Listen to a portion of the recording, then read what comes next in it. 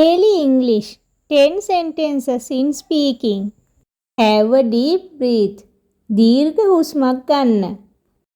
I was spending a holiday there. මම එහි නිවාඩුවක් ගත කරමින් සිටියා. I have to go early today.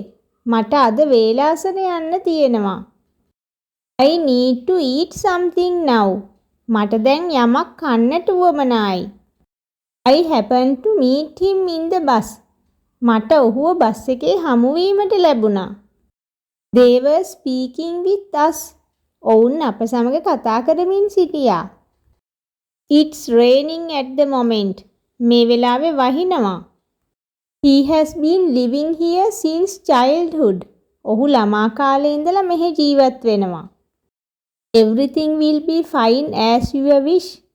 ඔයා හිතන විදිහට හැම දෙයක්ම හරියයි. Are you ready to go? ඔබ යන්න සූදානම්ද? If you fail, never give up, because fail means first attempt in learning. End is not the end. In fact, end means effort never dies. If you get no as an answer, remember no means next opportunity. So let's be positive. Never switch off. Have a nice day.